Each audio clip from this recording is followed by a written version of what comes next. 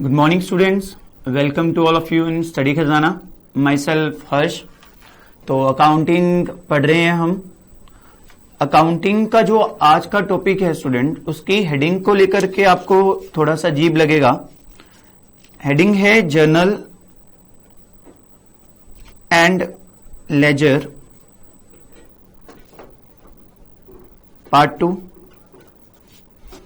इससे पहले कि इस टॉपिक में मैंने आज क्या डिस्कस करना है वो देखें, तो जो पहले पार्ट में हमने जर्नल और लेजर देखा था उसके मैं बता देता हूं हमने क्या किया था.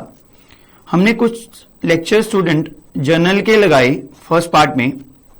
ये 10 अराउंड लेक्चर थे जिसमें आपको बेसिक कॉन्सेप्ट्स करवाए थे कि फॉर्मुलेशन क्या है अकाउंटिंग की, किस तरीके से वो बुक्स मेंटेन होती हैं. तो हमने कुछ बेसिक जो जर्नल एंट्रीज थी वो देखी थी. बेसिक जर्नल एंट्रीज कि ट्रांजैक्शंस को किस तरीके से रिकॉर्ड करते हैं, क्या उसका कॉन्सेप्ट है, क्या रूल्स है उसके. तो इस पार्ट में स्टूडेंट्स हमने कुछ स्किप किया है, कुछ छोड़ा था ताकि आपको बर्डन सा ना लगे. अदरवाइज अगर कंटिन्यूसली हम जर्नल को डिस्कस करते रहते हैं तो ये थोड़ा सा मोनोटोनस सा हो जाता है, बोरिंग सा हो जाता है. तो हमने अपना जो बेस स्ट्रॉन्ग किया था वो ट्रांजैक्शंस की रिकॉर्डिंग देख ली थी और किस तरीके से ये रूल बने हुए चेक कर लिए थे. तो इसमें हमने क्या चीज पे ध्यान नहीं दिया, हमने ना ही फॉर्मेट पे ध्यान दिया, ना ही कुछ नरेशन होते हैं जर्नल एंट्रीज में उस पर ध्यान दिया, और कुछ एक जर्नल एंट्रीज भी रहेगी वो अभी पेंडिंग हमारी पड़ी है. इसके बाद हमने लेजर का कॉन्सेप्ट देखा था, इसके 2 लेक्चर्स आपने देख लिए थे. तो लेजर की बेसिक फॉर्मुलेशन हमने देखी कि किस तरीके से है, इग्नोरिंग कि इसका फॉर्मेट क्या है. तो ये स्टूडेंट्स इस दोनों जो चैप्टर्स हैं जर्नल और लेजर, इसमें हमने कुछ पार्ट जो है पहले लेक्चर्स में छोड़ दिया था. आज उसके डिस्कशन हम करने वाले हैं. तो स्टार्टिंग में वो डिस्कशन करने का कोई फायदा नहीं था क्योंकि जो टॉपिक्स हमने वहां पे नहीं कवर किए थे उसमें से कुछ टॉपिक बहुत ही रेलिवेंट हैं.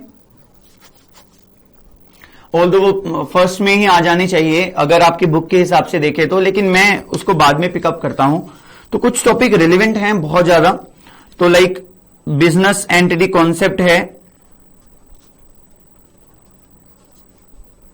अभी आपने इसमें नोटिंग करनी नहीं है कुछ भी. तो कैपिटल की ट्रांजैक्शंस हैं एंड कुछ टैक्स रिलेटेड इश्यूज हैं जो हमने जिसकी जर्नल एंट्रीज देखनी है.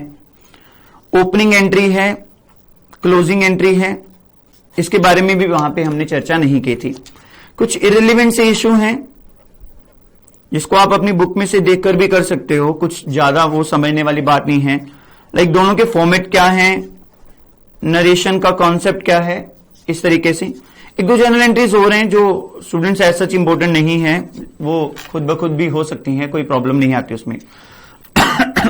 तो हम आज वो पार्ट इसमें शुरू करने वाले हैं जो हमने पहले जर्नल और लेजर के जो चैप्टर किए हैं, टॉपिक्स किए हैं, उसमें हमने स्किप किए थे. तो सबसे पहले हम आपके जितने भी क्वेश्चंस हैं उसमें जो पहली एंट्री आती है, आपने देखा होगा आपकी बुक में से क्वेश्चन जितने भी हैं, तो कमेंसमेंट ऑफ बिजनेस के रिगार्डिंग एक एंट्री आती है, Ram commence business with cash, Shyam commence business with cash. तो स्टूडेंट्स वो मैंने पहले एंट्री आपको लोगों को नहीं करवाई क्योंकि उसमें एक डाउट अराइज हो जाता है. तो पहले तो आप एक चीज समझना कि एक कॉन्सेप्ट है बिजनेस एंटिटी कॉन्सेप्ट.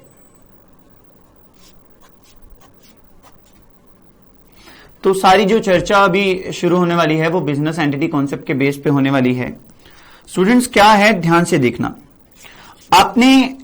हमने पहले पार्ट में देखा था कि डेबिट क्रेडिट होते हैं, तो हमने कुछ स्टोरी बना करके इसको याद करना चाहा था कि डेबिट एक्सपेंस होते हैं, losses, credit incomes and gain होते हैं, and debit what comes in जो चीज आई हम उसको डेबिट करेंगे, जो चीज गई हम उसको क्रेडिट करेंगे। कुछ रिसीवर होते हैं और कुछ गिवर होते हैं। तो these are the 3 golden rules. लेकिन हमने इनको गोल्डन रूल के हिसाब से नहीं पढ़ा था, हमने तो अपनी ही स्टोरी बना करके कॉन्सेप्ट देखा था। लेकिन फिर भी इसको क्या कहते हैं, 3 गोल्डन रूल्स ऑफ अकाउंटिंग। तो जो ये कम्स इन गोज आउट है, इसको रियल कह देते हैं, रियल रूल। रियल थिंग्स के साथ डील करता है। जो रिसीवर और गिवर है वो पर्सन्स के साथ डील करता है, तो उसको पर्सनल रूल कह देते हैं। एंड जो एक्सपेंसेस एंड लॉसेस है उसको नॉमिनल रूल कह देते हैं। नॉमिनल मतलब ये कोई चीज एज नहीं है, लेकिन हमने हर ट्रांजेक्शन्स का नाम रख रखा है। लेकिन जैसे हम लैंडलॉर्ड को पेमेंट करते हैं तो उस ट्रांजेक्शन को हम रेंट कह देते हैं। यही हम इलेक्ट्रिसिटी डिपार्टमेंट को पेमेंट करते हैं तो वो इलेक्ट्रिसिटी बिल के नाम से हमने खर्चों और इनकम को जो है उनका नामकरण कर रखा है, इसलिए नॉमिनल रूल इसको कह देते हैं। तो अभी एक चीज ध्यान से देखना, जो स्टार्टिंग में प्रॉब्लम आई थी, जो बिजनेस एंटिटी कॉन्सेप्ट है वो क्या है। सुन से एक मिस्टर मलिक है,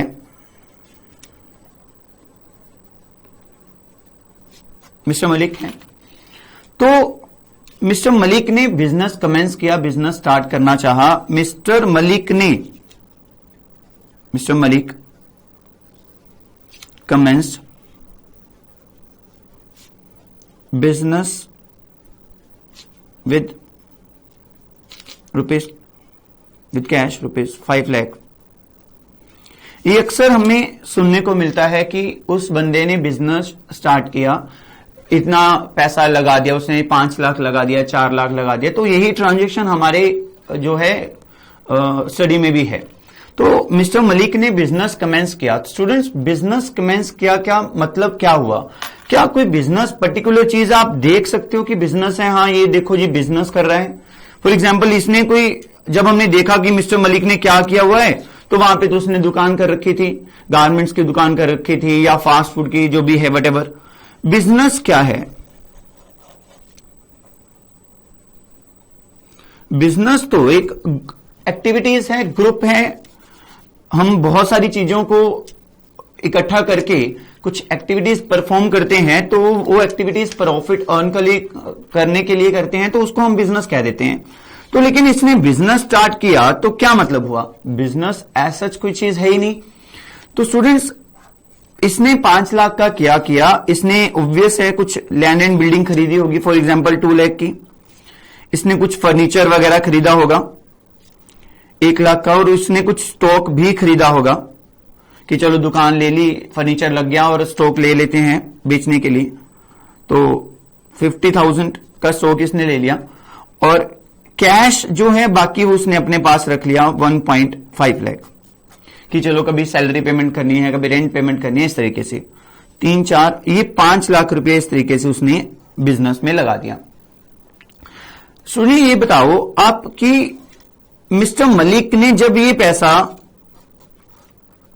बिजनेस में लगाया, हम पर्टिकुलर देखना चाहते हैं हमारा बिजनेस में पैसा कितना लगा हुआ है, मिस्टर मलिक के पास से कैश आया कि गया? तो सर मिस्टर मलिक के पास से तो कैश चला गया। और अगर हम अपने रूल्स के हिसाब से देखें स्टूडेंट्स, तो हम क्या कहते थे कि व्हाट कम्स इन डेबिट होता है और व्हाट गोज आउट क्रेडिट होता है। तो अगर मलिक ने बिजनेस कमेंस किया तो उसके पास से 5 लाख रुपया चला गया, तो कैश आप 5 लाख लिख दोगे। बट उसके बदले में आया क्या? उसके बदले में क्या आया? Land and building debit 2 lakh की, फर्नीचर फिक्सचर 1 लाख का, और स्टॉक कितने का? 50,000 का। स्टॉक 50,000 का। उसके बाद कैश कितना आया? 1.5 लाख। What comes in? ये तो गड़बड़ हो गई। लैंड एंड बिल्डिंग आई तो ठीक है, फर्नीचर फिक्सचर आया तो ठीक है, स्टॉक आया तो ठीक है, लेकिन what about cash account debit? Cash अभी तो हम लिख रहे हैं कि हमारा 5 लाख रुपया व्हाट गोज आउट है, चला गया, भाई हमने बिजनेस में इन्वेस्ट कर दिया। बिजनेस क्या मतलब? एसेट्स में इन्वेस्ट कर दिया और कुछ एक्टिविटीज हम परफॉर्म करने वाले हैं। तो क्या ये एंट्री सही है कि 5 लाख गया और ये 1.5 लाख रुपया मेरे पास आ गया? एक ही एंट्री में हम लिख रहे हैं कि कैश आया और कैश चला गया, द आंसर इज नो। तो क्या फिर सर इसका मतलब ये है कि हम ये कहेंगे कि बिजनेस में सिर्फ 3,50,000 रुपीज लगे हुए हैं? आंसर इज नो, क्योंकि ये 1,50,000 भी कहीं ना कहीं बिजनेस का पार्ट तो है, क्योंकि कल को इसमें से सैलरी देनी है, कल को इसमें से रेंट देना है। चलो इसमें अभी देखते हैं। चलो मान लो हम अगर इस तरीके से लैंड एंड बिल्डिंग हम कहें कि 2 लाख रुपया मलिक के पास आ गई, फर्नीचर फिक्सर्स आ गए, debit word comes in 1 lakh, और स्टॉक एक बार लिख लो। तो टू कैश 3,50,000, 3,50,000। तो अभी स्टूडेंट्स ये देखना, जो कैश 1,50,000 का पड़ा है, मान लो इसमें से आपने कुछ पेमेंट कर दी सैलरी के रिगार्डिंग, तो क्या तब आप एंट्री लिखोगे कि हमारे पास से कैश गया, हमारे पास से कैश गया, और जब वो सेल होगी, कैश टू सेल्स इनकम हो जाएगी। अल्टीमेट हमें इस तरीके से इसमें पता नहीं चलेगा कि हमारा बिजनेस में पैसा इन्वेस्ट कितना हो रहा है, क्योंकि कैश भी जब भी आएगा और चला जाएगा तो कैश का तो पता नहीं चलेगा कि भाई ये हमारा इन्वेस्ट किया हुआ कैश है या फिर जो सेल से अर्न हुआ है वो वाला कैश है। तो स्टूडेंट्स, इस प्रॉब्लम के कंटेक्स्ट में एक कॉन्सेप्ट बनाया गया। मैं आपको 2 वर्ड बताऊंगा जो आपकी बुक में है, वो है कॉन्सेप्ट एंड कन्वेंशंस,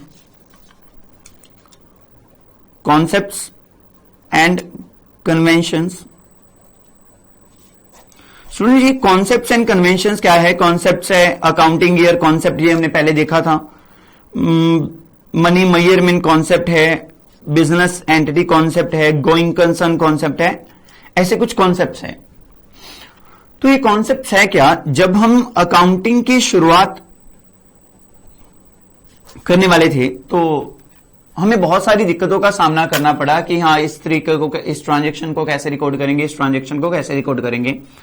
तो हमने कुछ ना कुछ बेसिस लेकर के, कुछ ना कुछ एज्यूम करके कि हाँ ऐसा होगा तो ऐसे मानेंगे, ऐसा होगा तो ऐसा मानेंगे।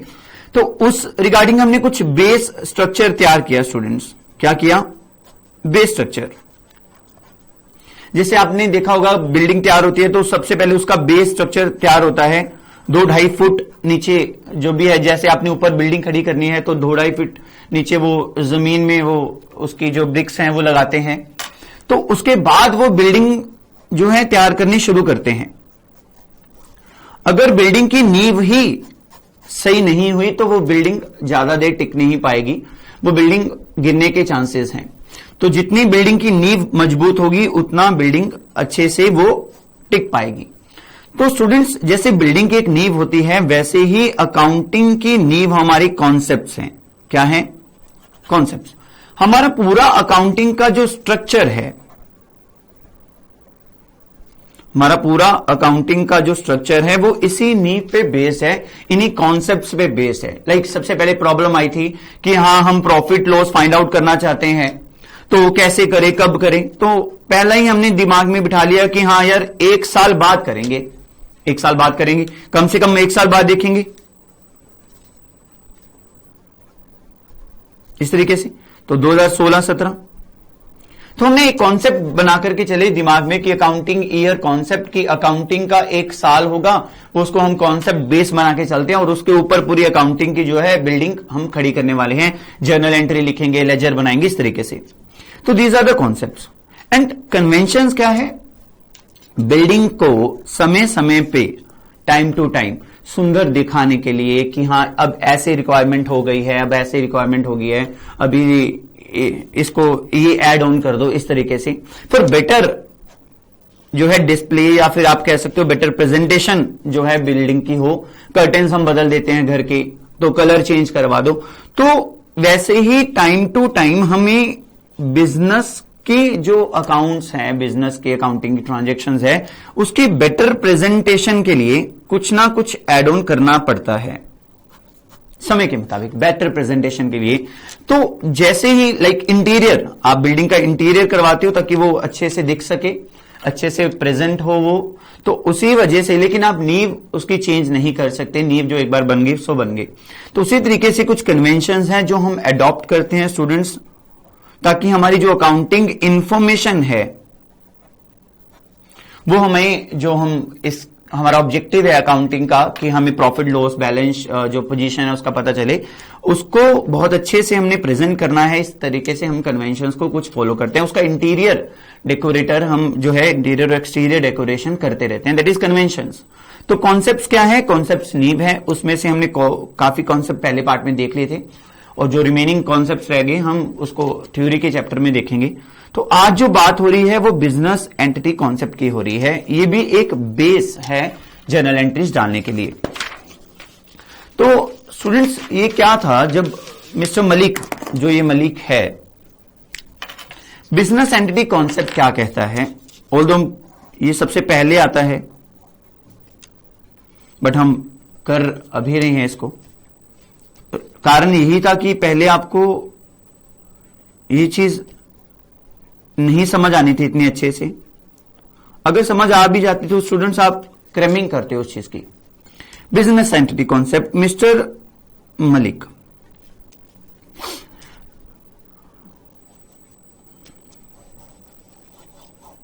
बिजनेस। स्टूडेंट ध्यान से देखना, मिस्टर मलिक जब भी कोई बिजनेस स्टार्ट करना चाहता है तो उसके दिमाग में ऑप्शंस तो आती हैं। वो सोचेगा कि भैया मेरे पास 5 लाख रुपया है, मैं इसको बिजनेस में लगाऊं, जो कोई भी पर्टिकुलर बिजनेस करना है, कोई भी एक्टिविटीज करनी है, या फिर मेरे पास सेकंड ऑप्शन है, मैं इसको फॉर एग्जांपल बैंक में इसकी एफडीआर करवा दूं। बैंक में इसकी क्या कर दूं, एफडीआर, फिक्स डिपॉजिट्स करवा दूं मैं इसका 5 लाख का, ये इन्वेस्ट कर दूं। बहुत ध्यान से समझना कि बिजनेस एंटिटी कॉन्सेप्ट कहता क्या है।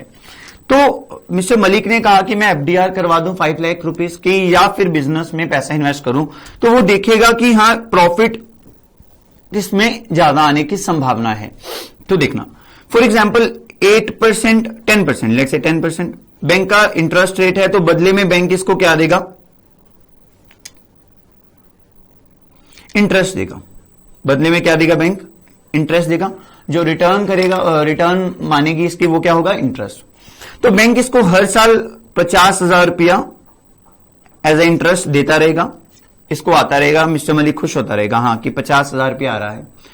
ऐसे ही जैसे बैंक में एफडीआर से ये इंटरेस्ट एक्सपेक्ट कर रहा है स्टूडेंट्स, वैसे ही वो बिजनेस से क्या एक्सपेक्ट करता है, प्रॉफिट एक्सपेक्ट करेगा कि मुझे प्रॉफिट हो, जितना भी हो प्रॉफिट 50,000, ऑब्वियस है 50,000 से ज्यादा हो तो ही बिजनेस करेगा, अदरवाइज तो फिर एफडीआर ही करवा देगा वो।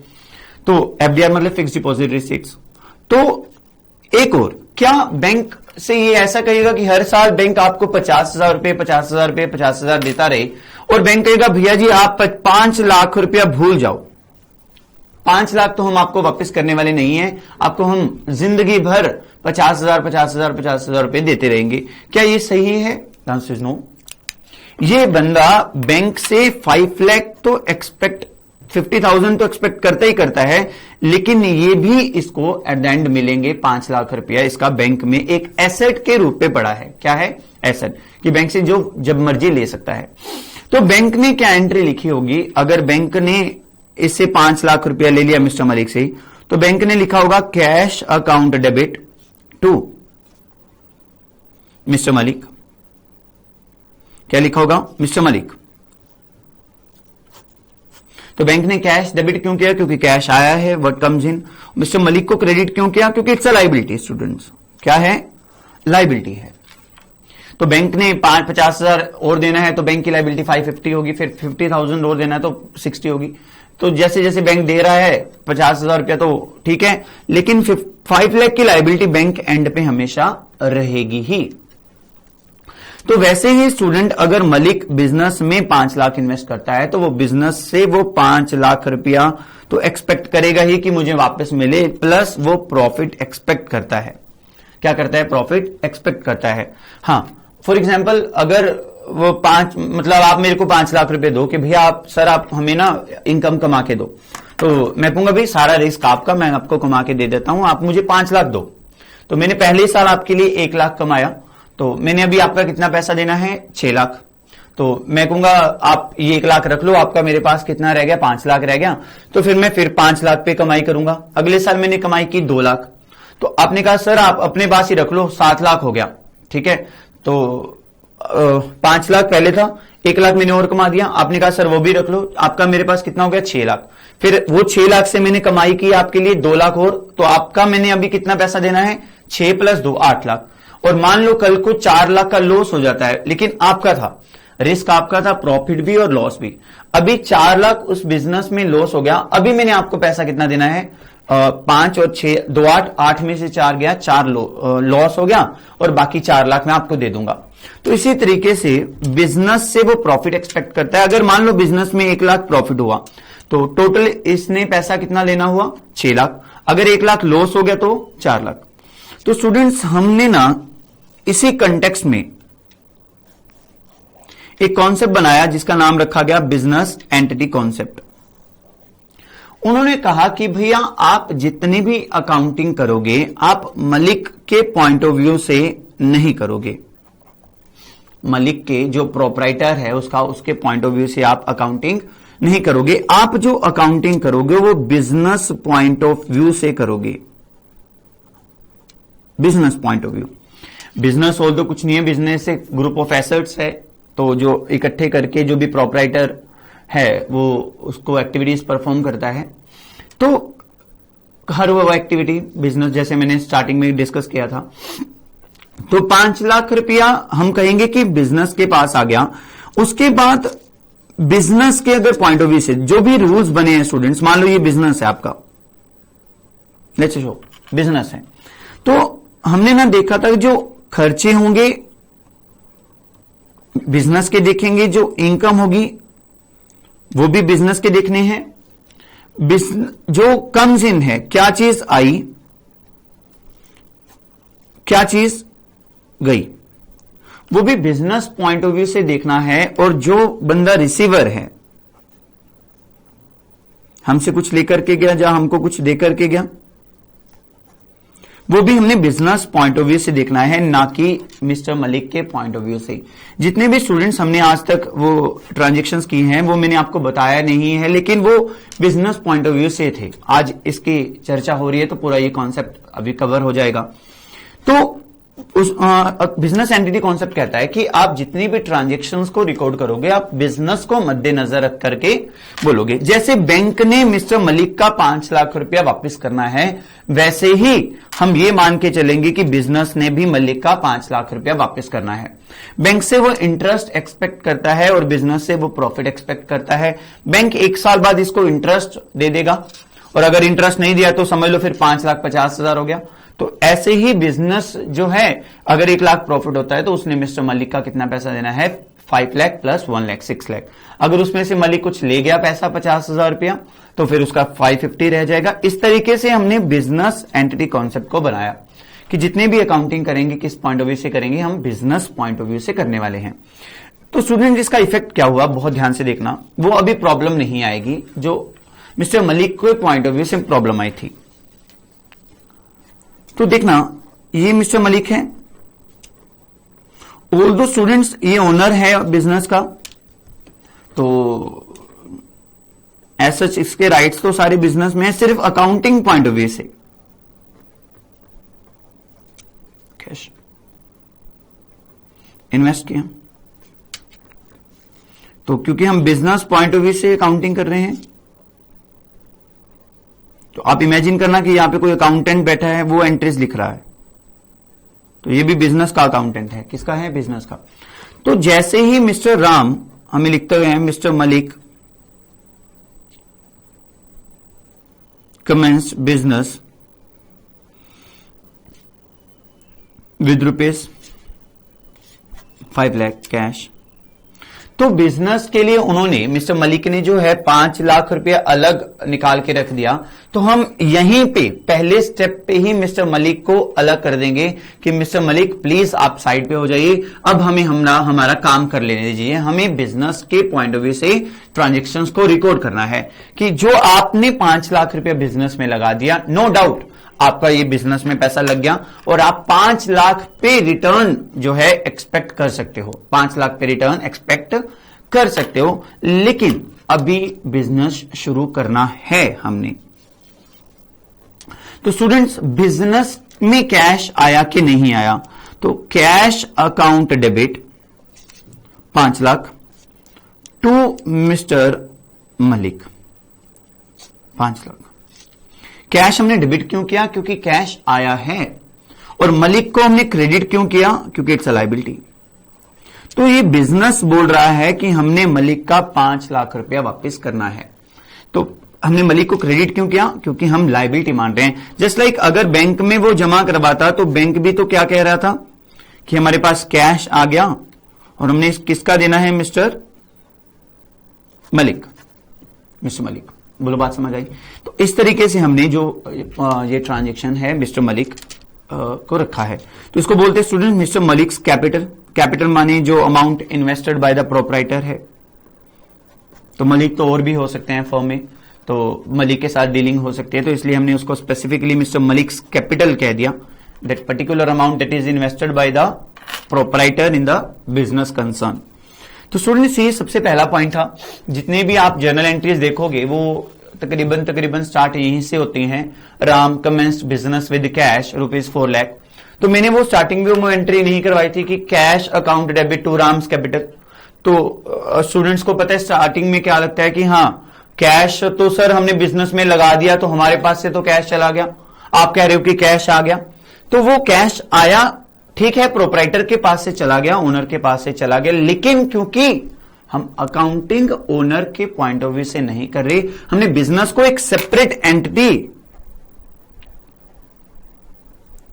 मानते हुए कहा कि जो कुछ आएगा वो बिजनेस में आएगा, जो कुछ जाएगा बिजनेस में जाएगा। अगर इनकम है तो बिजनेस की, अगर एक्सपेंस है तो बिजनेस के, एसेट्स हैं तो बिजनेस के, लायबिलिटीज है तो बिजनेस की हैं। तो हमने बिजनेस को मद्देनजर रखते हुए जो हमारे रूल्स थे डेबिट क्रेडिट वाले वो हमने फ्रेमिंग की। तो debit all the expenses and losses, incomes and gains, real comes in goes out, इसलिए तो हमने cash count debit comes in लिखा और गिवर क्या लिखा? Mister Malik, mister Malik. तो स्टूडेंट्स, इस कंटेक्स्ट में एज पर बिजनेस एंटिटी कॉन्सेप्ट, तो बिजनेस एंटिटी कॉन्सेप्ट कहता क्या है कि accounting is done from the point of view of business, not from the point of view of owner. तो आप इसकी एग्जांपल लिख सकते हो। इसीलिए तो हम जो amount invested by owner in the business है is considered as liability of the business, कि हाँ बिजनेस ने उसको वापस करना है। स्टूडेंट्स, इसके बाद कुछ और एंट्रीज हैं बिजनेस एंटिटी कॉन्सेप्ट के रिगार्डिंग, क्योंकि हमने एक पर्टिकुलर टॉपिक उठा लिया तो उसी की चर्चा करेंगे। अब एक चीज देखना,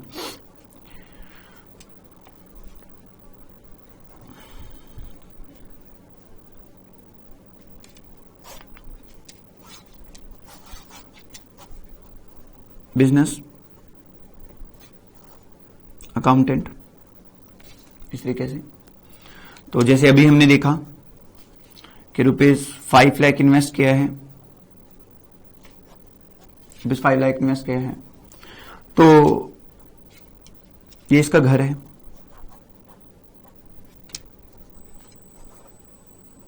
एक्सपेंसेस, इनकम हमने बिजनेस के ही जो है चेक करने हैं। तो बिजनेस ने यहां पे जर्नल एंट्री के लिए ये कैश बॉक्स है, तो हमने 5 लाख रुपए रख दिया। तो हमने एंट्री लिखी cash account debit 5 lakh to mister Malik 5 lakh. Cash account debit 5 lakh to mister Malik debit, mister Malik's capital. मैं बार बार सच चलो लिख लेता हूं मिस्टर मलिक। तो ये हमने क्या किया? लायबिलिटी है, लायबिलिटी है।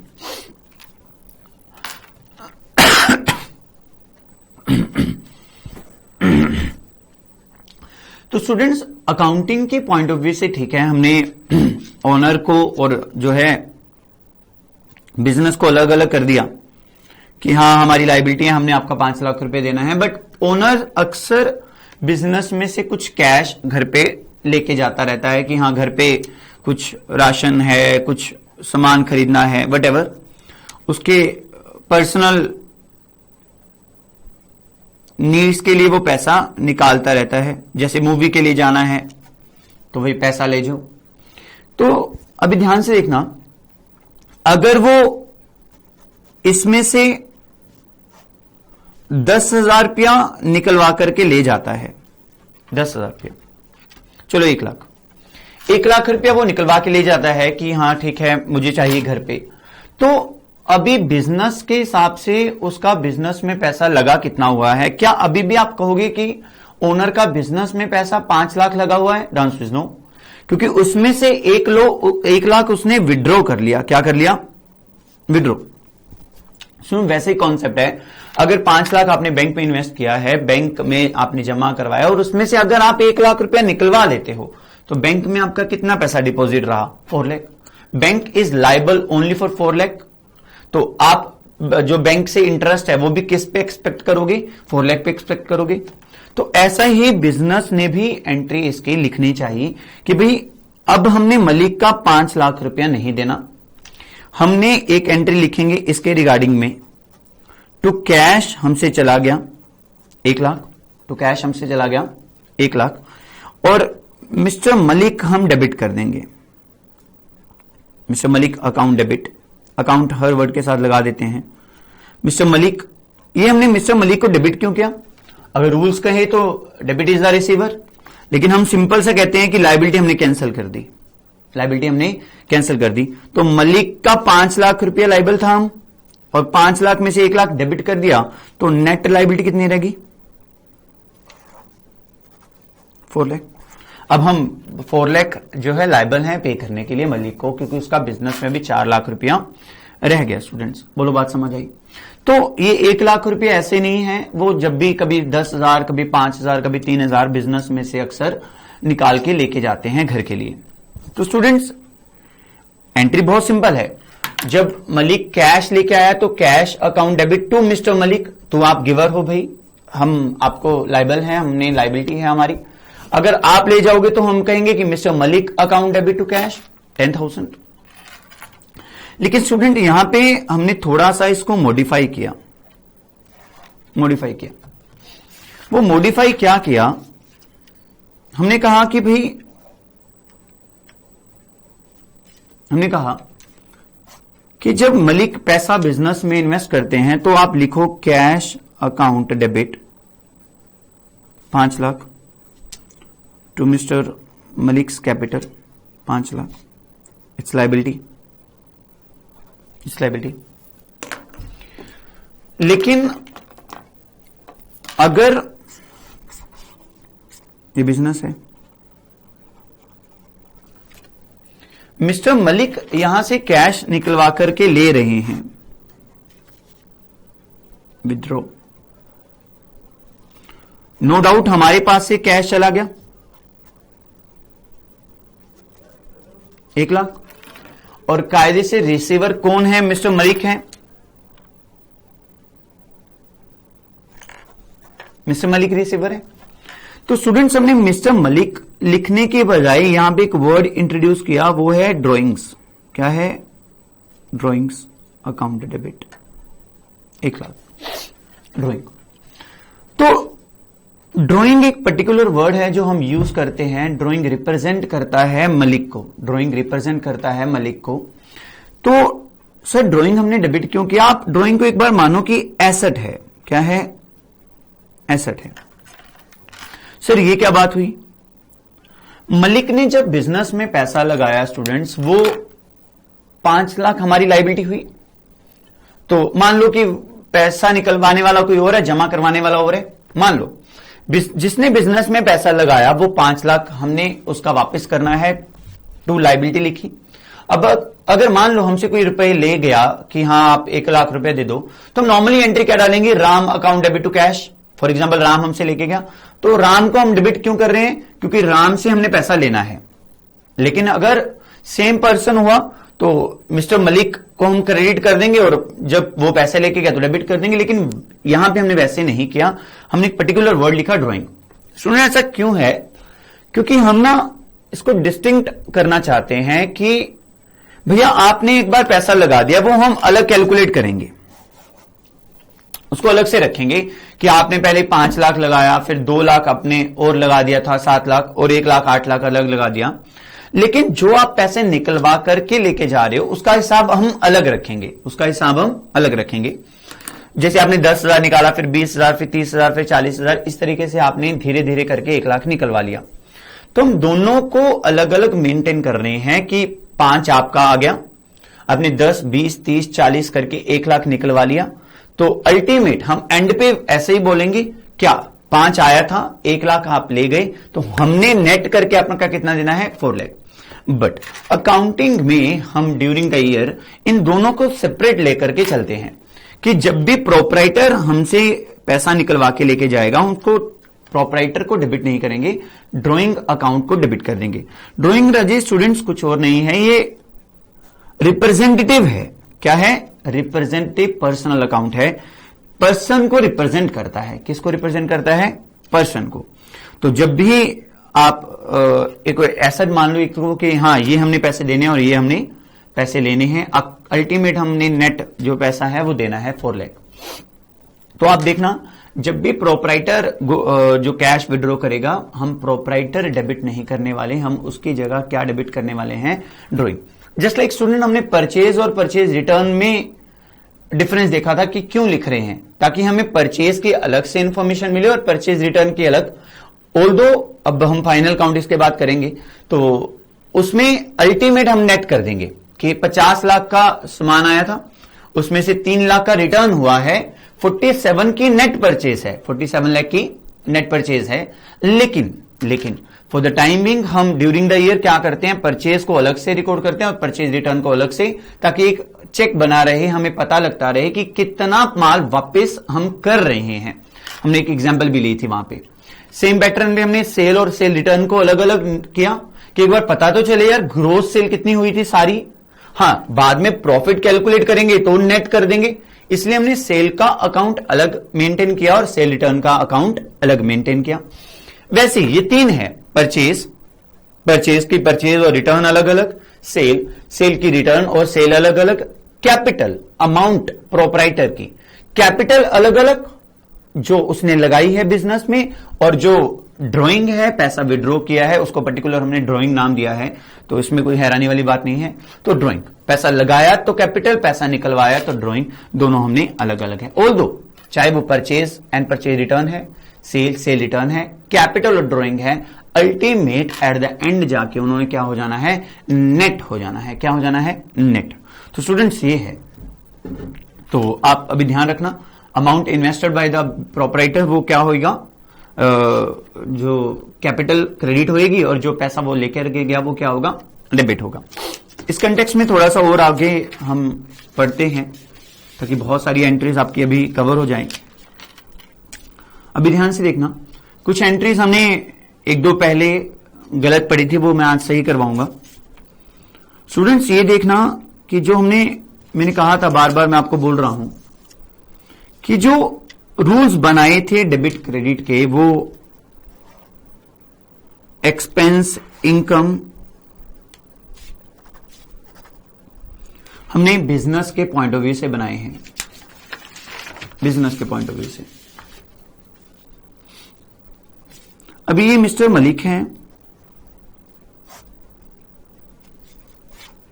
ये हमारा बिजनेस है। आप ये समझना कि जो सारी एंट्रीज हैं वो, ये अकाउंटेंट है छोटा सा, ये लिख रहा है, तो इसने सबसे पहले एंट्री लिख दी कैश अकाउंट डेबिट। अच्छा चलो एक चीज और, कई बार क्या होता है, मिस्टर मलिक के घर पे जो है कुछ फर्नीचर पड़ा है 1 लाख रुपए का, एक साथ में ये कर ही लेते हैं, कैश उसके पास पड़ा था 5 लाख, तो उसके पास एक एक्टिवा खड़ी थी अपनी, उसने कहा कि भाई घर पे तो कोई फायदा नहीं है इसका रखने का, इसको बिजनेस में लगा देते हैं। तो ये स्टूडेंट्स जरूरी नहीं है कि कैश से बिजनेस कमेंस हो तो अपने घर वाले एसेट्स जो बड़े हैं वो भी अब वो बिजनेस में लगा सकता है, ऐसा हम अक्सर देखते हैं। तो यहां पे लिखते हैं कि मिस्टर मलिक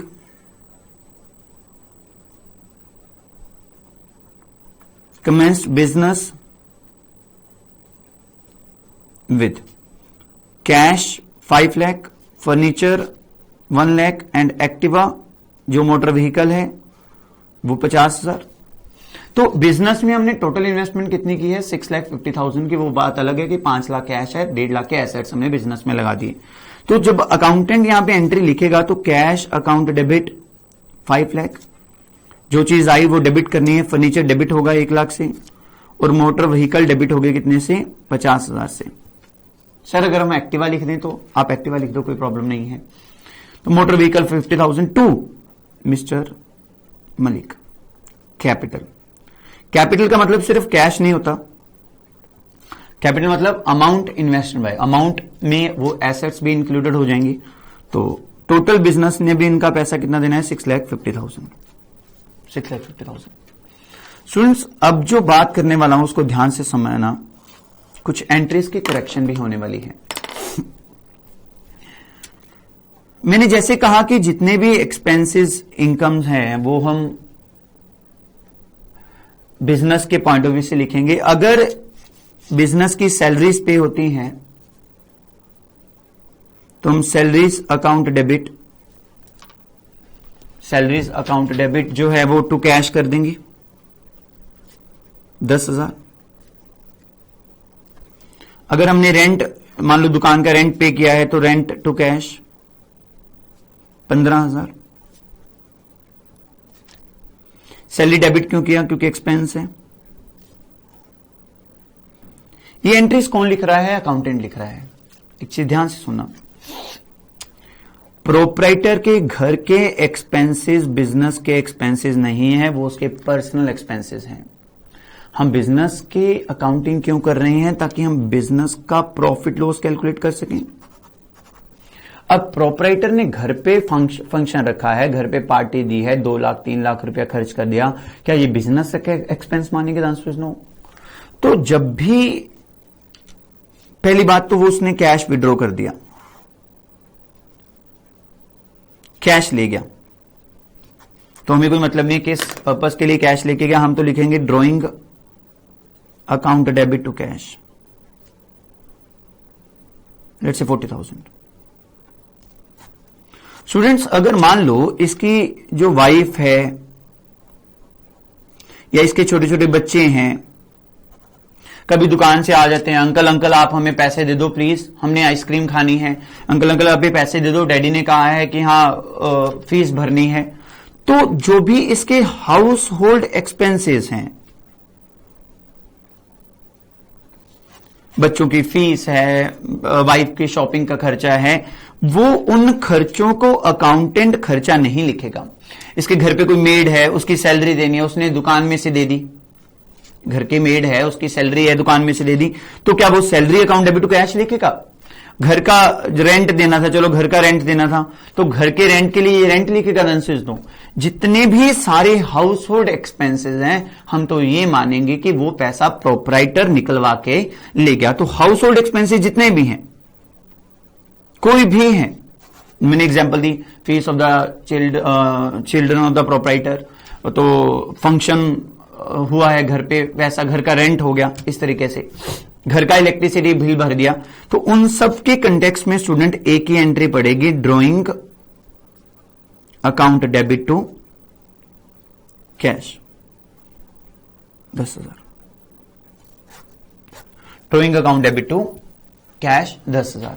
तो ये स्टूडेंट है क्योंकि हम एक्सपेंसेस किसके पॉइंट ऑफ व्यू से लिख रहे होते हैं? हम एक्सपेंसेस लिख रहे होते हैं बिजनेस के पॉइंट ऑफ व्यू से। बोलो बात समझ आई? Salary of the maid of the house of the proprietor जो घर पे है वो पे की है out of form, out of form. तो आप इसकी एंट्री क्या लिखोगे? सैलरी टू कैश लिखने वाले नहीं हो, आप क्या लिखोगे? Drawing to cash. हम तो ये मानेंगे कि भैया आप ले गए पैसे, हमें नहीं पता आपने कहां खर्च किए। इनके चाचा जी, ताया जी, इन्होंने बोल दिया कि हमारे बच्चों को 200 रुपया दे दो, ड्रॉइंग टू कैश। मौसी जी को दे दो, ड्रॉइंग टू कैश। ताया जी को दे दो, ड्रॉइंग टू कैश। तो हम अलग अलग सेपरेटली वो एक्सपेंसेस लिखने वाले नहीं हैं। तो स्टूडेंट्स, ये बिजनेस एंटिटी कॉन्सेप्ट है। इसके कंटेक्स्ट में अगर आपको याद हो तो कुछ और ऐड ऑन करता हूं मैं, ध्यान से देखना।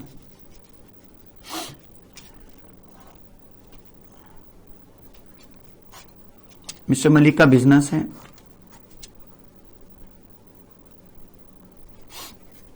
तो जो इन्होंने पैसा लगाया है वो कैश अकाउंट डेबिट, तो उसमें हमें कोई दिक्कत नहीं है। मिस्टर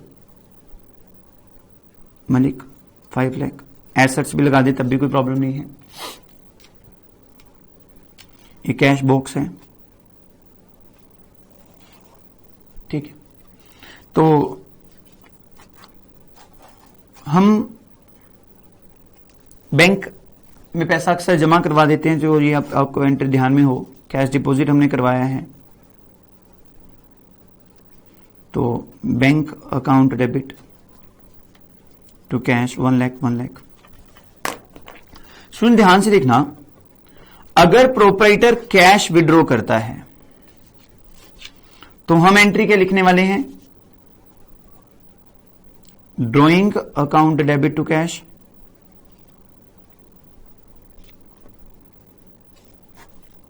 अगर वो प्रोप्राइटर है, मिस्टर मलिक है, वो जो बैंक में हमारा 1 लाख रुपए रखा हुआ है, कई बार जरूरी थोड़ा ना कि कैश लेके जाएगा, वो अपना यहां से बैंक में से भी निकलवा के ले गया घर पे कि चलो फंक्शन है, नए नए नोट चाहिए तो बैंक में से निकलवा लेते हैं।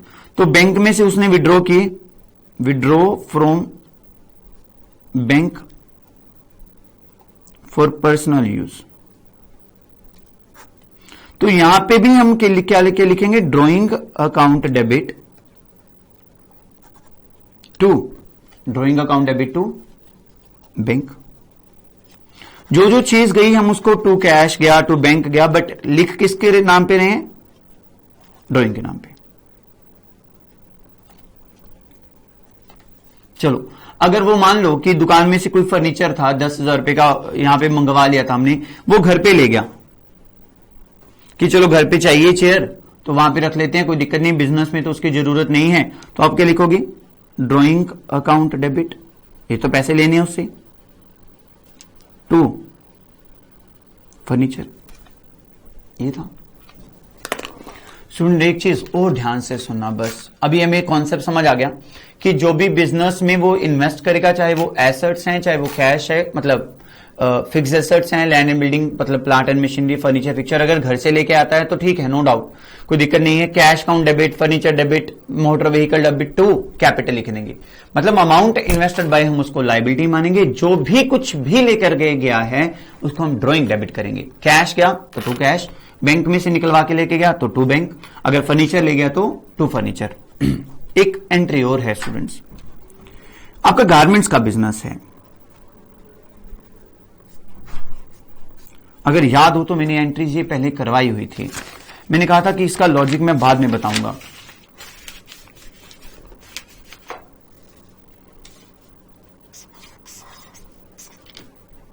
ये बिजनेस था,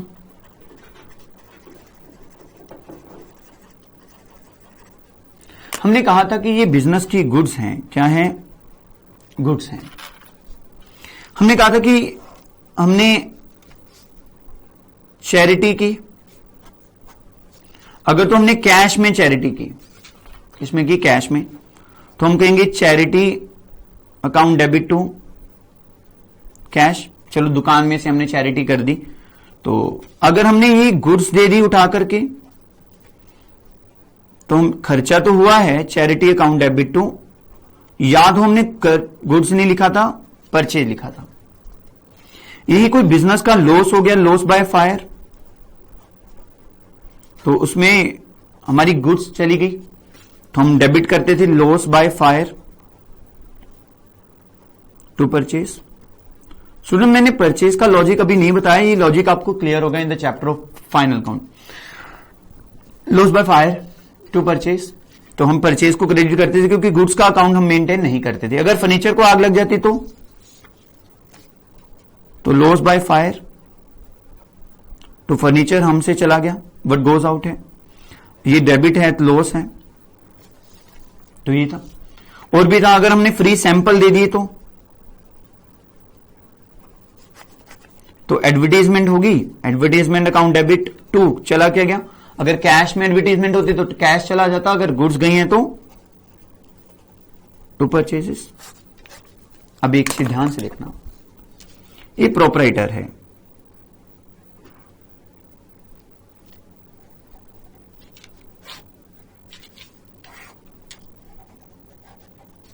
प्रोपराइटर है। अगर ये प्रोपराइटर बिजनेस में से कैश विड्रॉ करके लेके जाता है तो हम क्या लिखते हैं, ड्रॉइंग डेबिट टू कैश। अगर ये प्रोपराइटर बैंक में से पैसे लेकर रखे जाता है तो हम लिखते हैं ड्रॉइंग टू बैंक।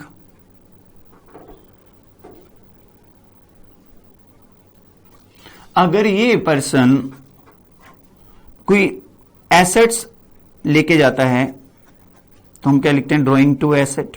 जैसे फर्नीचर वो ले गया घर पे की चेयर मेरे को घर पे चाहिए। Cash what goes out, bank what goes out, asset what goes out. और अगर ये प्रोपराइटर गुड्स विड्रॉ करता है तो drawing account debit to what, to purchases. Student यहां पे मैंने स्टार्टिंग में आपको हाउस होल्ड एक्सपेंस लिखवाया था, अगर याद हो, house hold expense. House hold expense मैंने कहा था कि घर पे खर्चा हो गया और उसको डेबिट कर दो, लेकिन ये खर्चा अब खर्चा नहीं है, हम इसको क्या कहेंगे कि प्रोपराइटर ने विड्रॉ किया है। क्या किया है, प्रोपराइटर ने विड्रॉ किया है, हम तो पैसे लेंगे भाई। बाकी सब जगह चैरिटी की तो हमने चैरिटी डेबिट की है, एज्यूमिंग दैट कि बिजनेस का एक्सपेंस है। लॉस बाय फायर हुआ, बिजनेस का एक्सपेंस है। एडवर्टीजमेंट हुई, बिजनेस का एक्सपेंस है। लेकिन अगर प्रोपराइटर घर पे लेकर के गया है तो drawing to cash, drawing to purchase आएगा। तो ये हाउस होल्ड एक्सपेंस नहीं है, क्योंकि ये बिजनेस एंटिटी कॉन्सेप्ट के मद्देनजर रखते हुए हम एंट्रीज लिख रहे हैं। तो स्टूडेंट ये था जो हमने प्रोपराइटर के कंटेक्स्ट में कुछ एंट्रीज देखनी थी, जो पहले रह गई थी हमने की थी। और अभी नेक्स्ट क्लास में जो मैंने जर्नल और लेजर का पार्ट 2 बनाया है वो वही रिमेनिंग टॉपिक्स के लिए कंसीडर किया है। तो आज बिजनेस एंटिटी कॉन्सेप्ट के आप देखोगे कि जितने भी जर्नल के आपके बुक में से क्वेश्चन हैं तकरीबन सबकी पहली एंट्री यही है, Ram commence business with cash. तो पहले मैंने नहीं करवाई तो अब आप देख सकते हो, तो उसको लिखा जाएगा कि Ram commence business with cash, माने राम ने बिजनेस कमेंस किया कैश के साथ। तो भले ही उसके पास से कैश चला गया, लेकिन बिजनेस के पास जो है वो कैश आया, इसलिए हम पहली एंट्री लिखते हैं cash account debit to mister Malik capital. तो इसको आप रिवाइज करना, बिजनेस एंटिटी कॉन्सेप्ट को बहुत इंपॉर्टेंट कॉन्सेप्ट है। बाकी के जो रिमेनिंग इश्यूज हैं हम कल वाली क्लास में करेंगे। Class over, thank you.